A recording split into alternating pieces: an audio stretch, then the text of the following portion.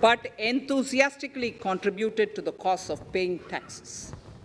Special economic zones. In part A of my speech, I have referred to the proposed reforms in SEZs. Alongside, we will also undertake reforms in customs administration of SEZs, and it shall henceforth be fully IT-driven and function on the customs national portal with a focus on higher facilitation and with only risk-based checks. This will ease doing business by SEZ units considerably. This reform shall be implemented by 30th September 2022. Customs reforms and duty rate changes. Customs administration has reinvented itself over the years through liberalized procedures and infusion of technology. Faceless customs has been fully established.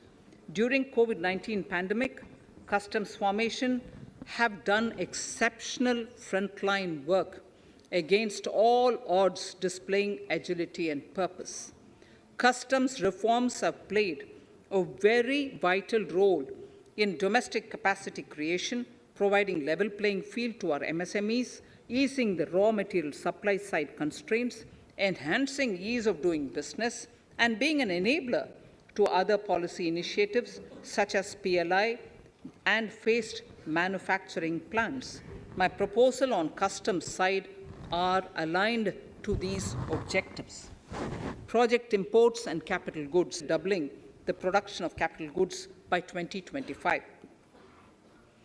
This would create an employment opportunities and result in increased economic activity. However, several duty exemptions, even extending to over 3 decades, in some cases have been granted to capital goods for various sectors like power, fertilizer, textiles, leather footwear, food processing, and fertilizers. These exemptions have hindered the growth of the domestic capital goods sector.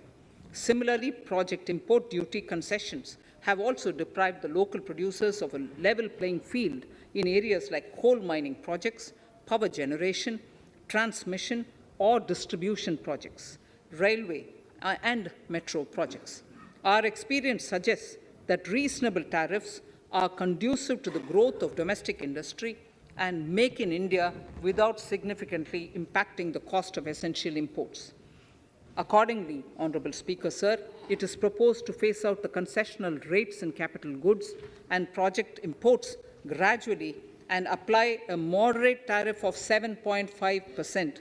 Certain exemptions for advanced machineries that are not manufactured within the country shall continue. A few exemptions are being introduced on inputs like specialized castings, ball screw, and linear motion guide to encourage domestic manufacturing of capital goods. In the last 2 budgets, we have rationalized several customs exemptions. We have once again carried out an extensive consultation, including by crowdsourcing. As a result of these consultations, more than 350 exemption entries are proposed to be gradually phased out. These include exemptions on certain agricultural produce,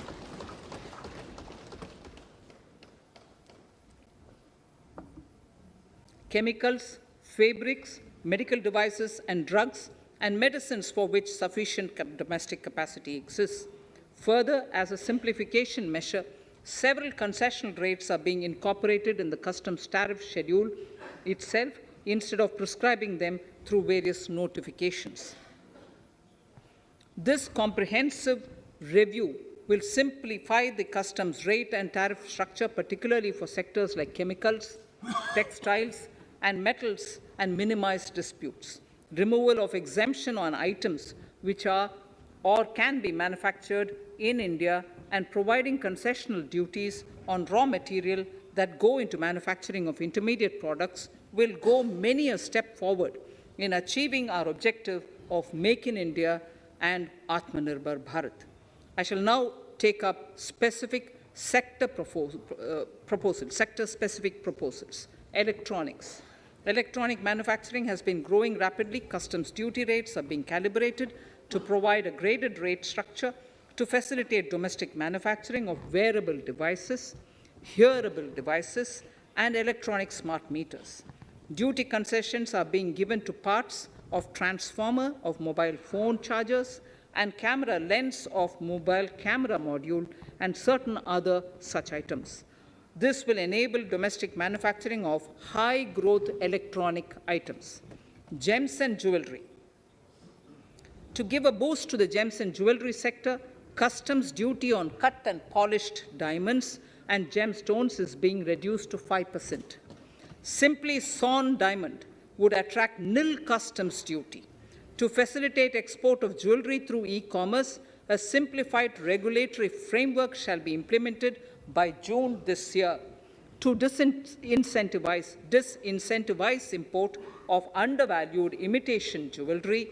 The customs duty on imitation jewelry is being prescribed in a manner that a duty of at least 400 rupees per kg is paid on its import. Chemicals. Customs duty on certain critical chemicals, namely methanol, acetic acid, and heavy feedstocks for petroleum refining are being reduced, while duty is being raised on sodium cyanide, for which adequate capacity in the domestic arena exists. These changes will help in enhancing domestic value addition. MSMEs. Duty on umbrellas is being raised to 20%. Exemption to parts of umbrellas is being withdrawn. Exemption is also being rationalized on implements and tools for agricultural sector which are manufactured in India.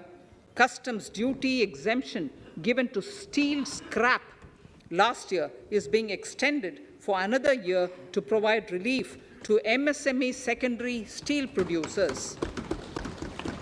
Certain anti-dumping and CVD on stainless steel and coated steel flat products, bars of alloy steel, and high-speed steel are being revoked in larger public interest considering prevailing high prices of metals. To incentivize exports, exemptions are being provided on items such as embellishment, trimmings, fasteners, buttons, zipper, lining material, specified leather, furniture fittings, and packaging boxes that may be needed by bona fide exporters of handicrafts, textiles, leather garments, leather footwear, and other goods. Honorable Speaker, sir, duty is being reduced on certain inputs required for shrimp aquaculture so as to promote its exports. Tariff measure to encourage blending of fuel. Blending of fuel is a priority for this government. To encourage the efforts for blending of fuel, unblended fuel shall attract an additional differential excise duty of rupees 2 per litre from first day of October 22. A few other changes are being made in duty rates, customs, tariff, and customs law, the details of which are there in the finance bill. Mr. Speaker, sir, with these words, I commend the budget to this august House. Thank you. Item number 2, Srimati Nirmala Sitharaman ji.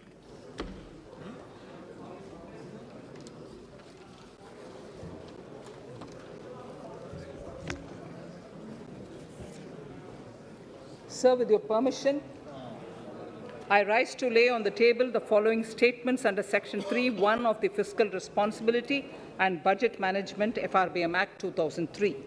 Medium-term fiscal policy cum fiscal policy strategy statement and macroeconomic framework statement. Item number 3, Vitt Videk 2020, Nirmala Sitharaman ji. Sir, item number 3, Finance Bill. Sir, with your permission, I rise to move for leave to introduce the Finance Bill 2022. प्रश्न ये कि वित्त विधेयक को पुनर्स्थापित करने की अनुमति प्रदान की जाए।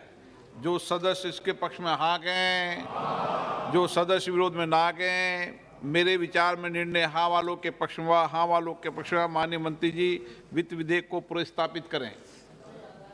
Sir, I introduce the bill.